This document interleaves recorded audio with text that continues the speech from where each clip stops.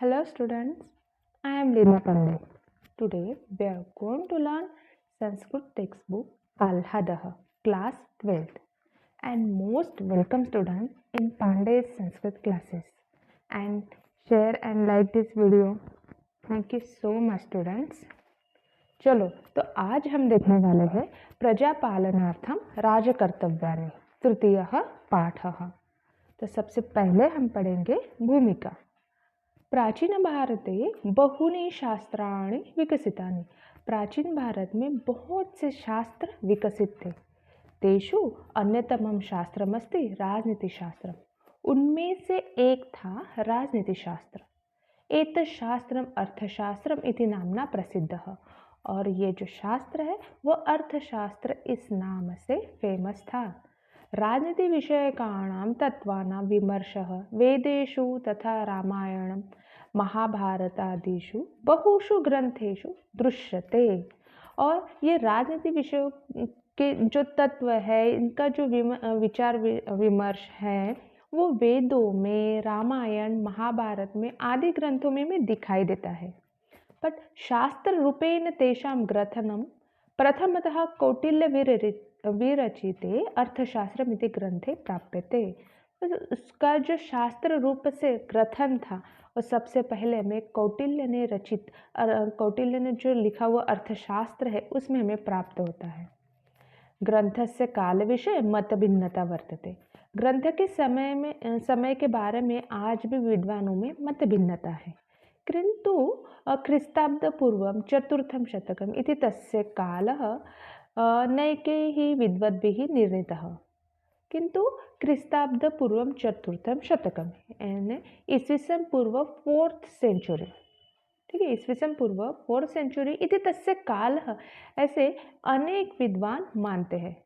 अर्थशास्त्र नाम राजनीति विषय का ज्ञानकोश एव। अर्थशास्त्र मीन्स राजनीति विषय का एक ज्ञानकोश ही है।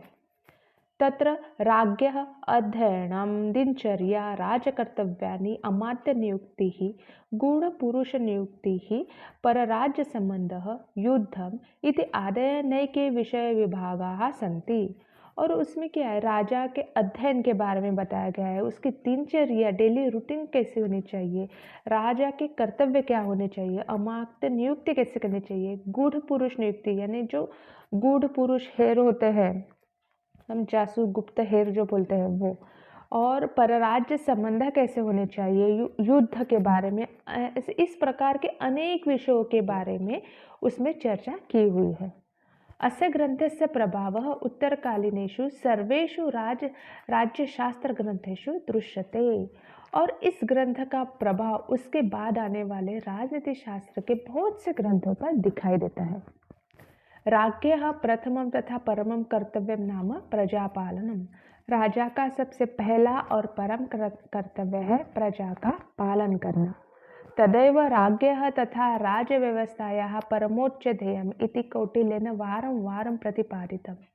और वही राजा का राजव्यवस्था का परमोच्च ध्येय है, और ये बात को कौटिल्य ने बार बार प्रतिपादित किया है, बताया है। तदर्थं राज्ञं किं किं कर्तव्यं तन् अस्मिन् संपादिते पाठे वर्णितम्। उसके लिए राजा ने क्या क्या करना चाहिए ये इस पाठ में वर्णित किया हुआ है। एतत् सर्वम् आधुनिके काले गणराज्यानां सर्वकारैः तथा नागरिकैः अपि सुष्ठु अवधारणीयम् इत्यत्र नास्ति शंकालेशः।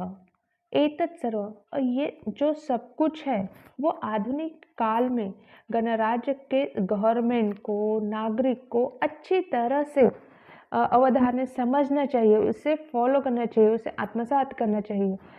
ये अच्छी बात है, इसमें शंका लेश नास्ति यानी इसमें थोड़ा सा भी संशय नहीं है, यानी आज भी वो उतना ही यूजफुल है। ठीक है, तो चलो अब हम देखते हैं लेसन। कृषि पशुपाल्य वाणिज्य च वार्ताः। अब देखो स्टूडेंट्स, ये जो लेसन है वो अर्थशास्त्र से लिया हुआ है। तो अर्थशास्त्र में यानी ऐसे कोई स्टोरी नहीं होती कि जो सीक्वेंस से चलती आ रही है और वो स्टोरी इसके बाद ये हुआ फिर ऐसे हुआ, ऐसे नहीं बताया गया है। वो राजा के कर्तव्य बताए हुए हैं। ठीक है, तो ये स्टोरी, इसमें जो सेंटेंस है वो थोड़े हार्ड है समझने के लिए, तो आप ये वीडियो अच्छे से देखना एंड तक, आपको पूरा अच्छे से समझ में आ जाएगा। ओके, और इसके जो सेंटेंस है वो पूरे नहीं, यानी वो समझने के लिए, उस सेंटेंस को पूरा करने के लिए हमें खुद से कुछ शब्द उसमें ऐड करने पड़ते हैं। ठीक है, इसमें बहुत ही कम शब्द है क्योंकि चाणक्य ने लिखा हुआ है, इसलिए वो शब्दों को समझने के लिए हमें खुद उसको उसमें सेंटेंस डालने पड़ते हैं। ठीक है, तो अभी जो बताऊंगी वो ध्यान से सुनना। कृषि पशुपाल्य वाणिज्य च वार्ता।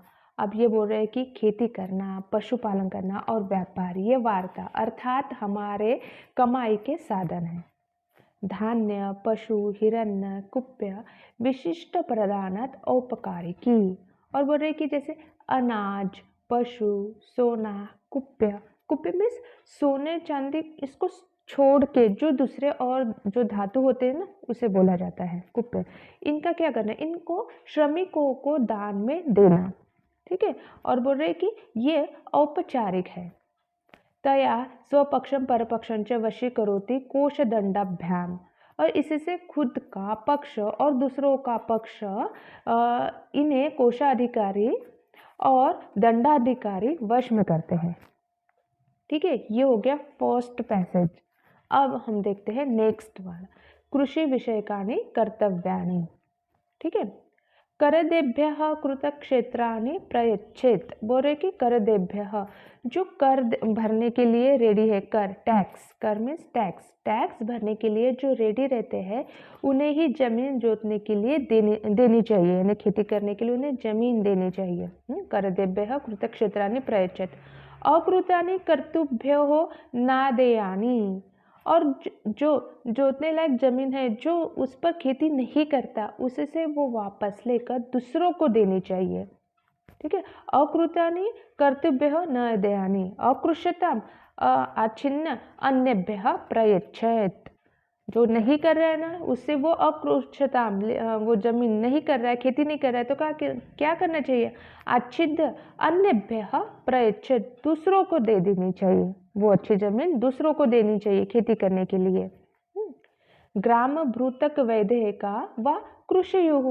बोले नहीं तो ग्राम सेवक अथवा व्यापारी, इन्हें वो देनी चाहिए। ठीक है, धान्य, पशु, हिरण्य चैत्यान अनुगृह्णीयात्। और बोल रहे कि राजा ने क्या करना चाहिए, उन्हें अनाज, पशु और द्रव्य देना चाहिए। धान्य, पशु, हिरण्य चैतान अगृह्णीयात्। और तानि अन्य सुखे न दद्युहु। और राजा ने ये सब कुछ दिया, तो उन लोगों ने भी क्या करना चाहिए, उसे उन लोगों ने अपने हिसाब से वापस भी करना चाहिए, रिटर्न भी करना चाहिए। नहीं राजा से सिर्फ लेना ही नहीं, तो अपना ये पूरा हो जाने के बाद, खेती हो जाने के बाद, अच्छा अनाज आ जाने के बाद राजा को वो रिटर्न करना चाहिए। अनुग्रह परिहारैः चैतव्यः क्रोशरुद्धि करो दद्यात्। और बोले कि अब जैसे वापस करना है, और इन लोगों को मदद और टैक्स में सहूलियत, कोष की वृद्धि होगी उतना ही देना। ठीक है, अनुग्रह परिहारौ चैतभ्यः कोष वृद्धि करो दद्यात्। यदि किसी को कुछ मदद करनी है, किसी को कुछ देना हो, तो राजा ने पहले अपना कोष कितना है वो देखकर ही उन्हें वो देना चाहिए, हेल्प करनी चाहिए, सहूलत देनी चाहिए। क्यों? क्योंकि कोशोपघातक ही वर्जेत। और बोले कि जैसे वृद्धि होंगे उतना ही देना, कोष को तोटा होगा ऐसा बिल्कुल नहीं करना। कोशोपघातक ही वर्जेत, घातक यानी वो तोटा हो रहा है, नुकसान हो रहा है, यानी देना ज़्यादा हो रहा है, कोष कम कम होते जा रहा है, ऐसा राजा ने नहीं करना। अल्पकोशे ही राजा पौरजनात् पदान एवं ग्रसते। अब ये कौटिल्य ने क्यों बोला ऐसे कि वो राजा की संपत्ति खत्म से कोष कम हो रहा है, तो ऐसा नहीं करना, क्यों बोला है? क्योंकि वो रीज़न बता रहे हैं, क्योंकि जिसके कोष में थोड़ा बचा होगा, ऐसा जो राजा होता है वो अपने गाँववासी जो होते हैं, अपने जनपदवासी, इनको ही परेशान करता है, यानी टैक्स उससे और ज़्यादा कर के रूप में लेता है। इसलिए इससे क्या होता है, वही लोग ग्रसित होते हैं, वही उनके गाँव के लोग, जनपद जो होता है वही लोग वो ग्रसित होते हैं। इसलिए राजा ने अपने कोष को टूटा हुआ ऐसे दान नहीं करना। और फिर बोल रहे कि निवेश समय कालम यथागतम व परिहारम दद्यात। और बोल रहे कि जनपद के निर्माण के समय में जो लोग आए होंगे, नहीं तो उसके बाद जो लोग आते हैं उनको ही टैक्स में सहूलियत देना चाहिए। बोल रहे कि निवेश समकालम यथागतम व परिहारम दद्यात। और निवृत्त परिहारान पितेन अनुगृह्यात निवृत्त। और जो बोले कि जिनके टैक्स में सहूलियत बंद हो चुकी होंगी उन पर पिता के समान अनुग्रह करना चाहिए, यानी उनसे जबरदस्ती टैक्स नहीं लेना चाहिए, पिताजी के समान उन पर अनुग्रह करना चाहिए। ठीक है, ये हो गया हमारा सेकंड पैसेज। समझ में आ रहा है ना बच्चों? Okay students, good, very good. चलो तो अभी हम देखते हैं हमारा नेक्स्ट पैसेज। इसमें क्या लिखा हुआ है कि जैसे स्टार्टिंग है, सीता अध्यक्ष सर्वधान्य फलम शाकम कंदमूलम वालिक्यम क्षौम्यम कार्पास्य बीजानि यथा अकालम गृह्णात। बोले कि सीता अध्यक्ष को न देने, खेती के काम करने वालों में जो मेन अधिकारी होता है उसे बोला जाता है सीता अध्यक्ष। तो सीता अध्यक्ष ने उचित समय पर ही सब प्रकार के अनाज, फ्लावर्स, फ्रूट्स, वेजिटेबल्स, बेल के जैसे फल होते हैं वो जो फ्रूट्स, और कॉटन, इनके बीज जो होते हैं उनका संग्रह करके रखना चाहिए। सीताध्यक्ष सर्वधान्यम पुष्प फल शाक कंदमूलम वालिक्यम क्षौम्यम कार्पास्य बीजानि यथा कालम गृह्णात। समय पर ही उसका संग्रह करके रखना, उन बीजों का संग्रह करके रखना चाहिए। और बहुहल परिकृष्टायाम भूमौ बीजानि वापयेत। और बहुहल परिकृष्टया, और अच्छे ज़मीन में, अच्छे जोते हुए ज़मीन में उसे बोना चाहिए। ठीक है, बहुहल परिकृष्टया, अच्छी ज़मीन कसी हुई हो, अच्छे से किया हो उसे, हाँ, तो उस ज़मीन में, उस भूमि में बीज को बोना चाहिए, बीज जोते उसमें उसको बोना चाहिए। और यथा कालम च सस्य आदि जातम जातम प्रवेशयेत। और बोल रहे कि यथा कालम, जैसे समय पर बोना चाहिए और अनाज तैयार होगा। और बोल रहे कि उचित उत्पादन के लिए अच्छे ज़मीन में ही उसे बोना चाहिए। अच्छे ज़मीन में बोएंगे तो अच्छा धान अनाज आएगा, इसलिए बोल रहे हो। और जैसे जैसे अनाज तैयार होगा वैसे वैसे उसे गोडाउन में जाकर रखना चाहिए।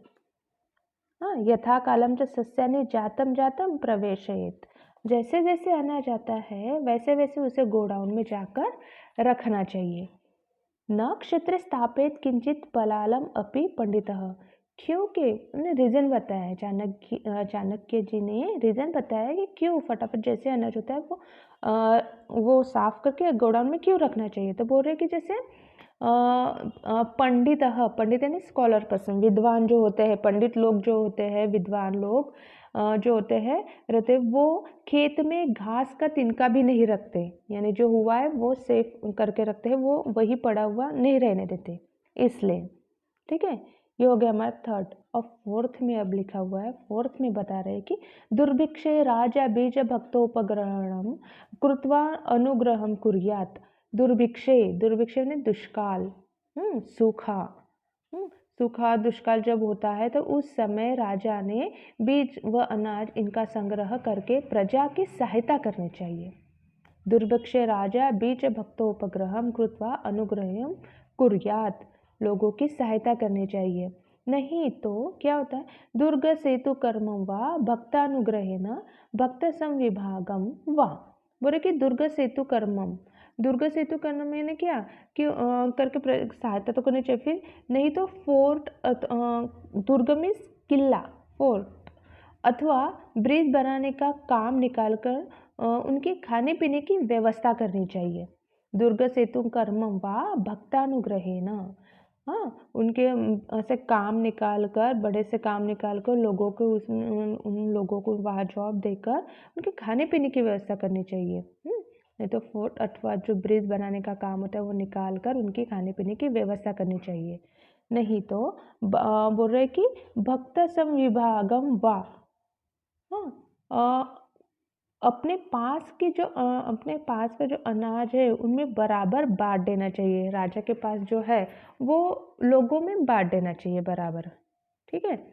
उपहतान पिते अनुगृह्णात। उपहतान बोल रहे हैं कि जो प्रजा परेशान हो चुकी हो उनको पिता के समान संभालना चाहिए। हाँ, उपहतान पितेन इव पिते वानुगृह्णात। पितेन इव पिता के समान उनका पालन पोषण करना चाहिए, उन्हें संभालना चाहिए। बाल वृद्ध व्यसनान अनाथान च राजा बिब्रूयात। और बोल रहे हैं कि जैसे जो बच्चे अनाथ है, जो छोटे छोटे हैं और उसी के साथ जो सीनियर सिटीजन है, बहुत बुजुर्ग हो चुके हैं और जो संकटग्रस्त है, उनका भी पालन पोषण राजा ने करना चाहिए। उनको राजा ने ही संभालना चाहिए। ठीक है, ये हो गया हमारा पैसेज। अब हम देखते हैं नेक्स्ट पैसेज। और नेक्स्ट पैसेज का हेडलाइन दिया है उन्होंने, सेतु बंधन विषयकाणि कर्तव्यानि। सेतु बंधन के बारे में क्या कर्तव्य होने चाहिए राजा के। बोल रहे कि सहोदकम आर्यादकम व सेतु बंधेत। सहोदकम यानी जिसमें पहले से ही पानी हो, यानी फॉर एग्जाम्पल बोल रहे नदी सरोवर तालाब जो होते हैं ना वो, इसको क्या पहले से जो पानी है अथवा जिसमें दूसरी तरफ से पानी आता है, आर्यादकम उदकम, दूसरी तरफ से जो पानी आता है, ऐसे सेतु ब्रिज उसे बांध लेना चाहिए, उसे पैक कर देना चाहिए। ब्रिज बांध कर, सेतु बांध कर उसे अच्छे से पैक करना चाहिए। अनुगृह्णात दुर्ग से सहोदकम आर्यादकम व सेतु बंधे अन्येषां व बध्नतां भूमि मार्ग वृक्षोपकरणाम अनुगृह्यम कुर्यात। और बोल रहे हैं कि जैसे ये तो ब्रिज बना, अथवा नहीं तो दूसरे जो कोई बांध कर रहा है, हाँ, उनको जमीन, रास्ते, पेड़ और उसके जो साधन है, जो इंस्ट्रूमेंट है, उसको जो काम करने के लिए जो लगता है वो साहित्य, हाँ, उनकी सहायता करनी चाहिए। उनकी सहायता राजा ने करनी चाहिए। यदि वो खुद होके कर रहे हो तो उनकी हेल्प करनी चाहिए राजा ने। पुण्य स्थानानाम च। और बोल रहे कि पुण्य स्थान, पुण्य स्थल और उद्यान, इनकी निर्मित करनी चाहिए। पुण्य स्थल और उद्यान की निर्मित भी करनी चाहिए इन लोगों ने, राजा ने। अब नेक्स्ट में बोला गया है मत्स्य प्लव हरित पण्याणाम सेतुषु राजाम सौम्यम गच्छेत। और जो जैसे ये पानी का जो सरोवर जो रहता है ना, सेतु तालाब जो होता है, उसमें जो मछलियाँ रहती है और जो प्लव डक जो होते हैं, बदक डक जो होते हैं और हरी वनस्पति होती है, इन सब पर राजा की सत्ता रहेगी। ये राजा के अंडर रहेगा, इन्हें ये इसका पावर, ये पूरी प्रॉपर्टी राजा की रहेंगी। पूर्व कृत्यम सेतु बंध आदिकान रक्षित। और जो पहले से तैयार किए हुए जो सेतु रहते हैं, इनका राजा ने रक्षण करना चाहिए। और पूर्व कृतान सेतु बंध आदिकाम रक्षित और नवांशा अभिप्रवर्तयेत। और जो नए निर्माण कार्य की शुरुआत करनी चाहिए, और जो नहीं है तो नए कार्य की शुरुआत भी करनी चाहिए। जो पुराने हैं उनका भी प्रोटेक्शन करना चाहिए, उससे भी अच्छे से करना चाहिए और नए कार्य की भी शुरुआत करनी चाहिए। अब हम नेक्स्ट वाला पैसेज देखते हैं। नेक्स्ट में लिखा है कि पशु वन विषय कारणी कर्तव्यानि। पशु वन विषय के बारे में राजा के क्या कर्तव्य होने चाहिए। अकृष्यां भूमौ पशुभ्यो विवितानि प्रयच्छेत। अकृष्य जो जमीन जोती नहीं जाती, उसमें खेती नहीं की जाती, वो जमीन जानवरों के लिए घास खाने के लिए रखनी चाहिए। तृण स्थल के रूप में उसे रखना चाहिए। ग्रामांतरिक्ष विविधम स्थापयेत। और वो उसे गांव के बीच जो जमीन होती है उसे भी जानवरों के घास के लिए तैयार करना चाहिए। अनुदके कूप सेतु बंधों स्थापयेत। और बोल रहे हैं कि जैसे जानवर को घास के लिए तो करना चाहिए, उसी के साथ साथ जहाँ पानी नहीं होगा वहाँ कुएं, तालाब, सरोवर तैयार करने चाहिए। राजा ने उसके तरफ भी ध्यान देना चाहिए। और बोल रहे कि जैसे पुष्प, फल, वाटांश और फूलों के बगीचे, फलों के बगीचे तैयार करने चाहिए। स्तेन, व्याल, व्याधिभिः उपहतान पशुव्रजान रक्षित। और जो चोर, हिंस्त्र पशु, हाँ, स्तेन यानी चोर, व्याल यानी हिंस्त्र पशु, और व्याधि भी यानी व्याधि से जो त्रस्त जानवरों का राजा ने रक्षण करना चाहिए। रक्षण, हाँ, पशु व्रजन रक्षण, राजा ने रक्षण करना चाहिए। ठीक है, अब हम नेक्स्ट वाला देखते हैं। राजा अभयवनानि कारयेत। राजा ने अभयारण्य के भी तैयार करने चाहिए, अभयारण्य तैयार करने चाहिए। और प्रदिष्टाभयानाम अभय वनवासीनाम च मृगम, पशु, पक्षी, मत्स्यानां बंधने हिंसायां वा दंडम कारयेत। और बोल रहे कि जहाँ मारना मना है, निषिद्ध किया गया है, हाँ, ऐसे आरक्षित प्लेस में रखे हुए जो हिरन होते हैं, पशु पक्षी और जो फिश मछलियाँ जो होती है, इन सबको यदि किसी ने बांधा या मार डाला तो राजा ने उसके लिए उसे दंड करना चाहिए। दंडम कारयेत, राजा ने उसके लिए उसे दंड करना चाहिए। ठीक है, अब हम नेक्स्ट देखते हैं। सूत्र विषयकानि कर्तव्यानि। अब सूत्र विषय के, सूत्र यानी धागा जो होता है, ठीक है, जो हम धागा जो रहता है ना, उसके बारे में क्या होने चाहिए उसके कर्तव्य राजा के। सूत्राध्यक्षः सूत्र, वर्म, वस्त्र, रज्जु व्यवहारम तज्जात पुरुषैः कारयेत। और है कि जो सूत्राध्यक्ष, अध्यक्ष में जो धागा, कपड़ा, इनके उत्पादन के काम करने पर जो मुख्य अधिकारी होते हैं, जो मुख्य मेन जो लीडर होते हैं ना, उसे सूत्राध्यक्ष बोलते हैं। तो बोले कि सूत्राध्यक्ष ने धागा, कवच, कपड़ा और रस्सी, इन सब का उत्पादन इसके जो एक्सपर्ट है उनसे ही करना चाहिए। सूत्राध्यक्ष ने क्या, सूत्र, वर्म, वस्त्र, रज्जु व्यवहारम तज्जात पुरुष ही कारयेत। उसमें जो एक्सपर्ट जो लोग होते, जात पुरुष जो अच्छे लोग होते, विद्वान जो लोग होते, उन करना चाहिए। ऊर्ना, वल्क, कार्पास, तूल, शन, क्षौम्याणि च विद्वानंगा कन्या प्रव्रजिता रुद्ध राजदासीभिः कर्तयेत।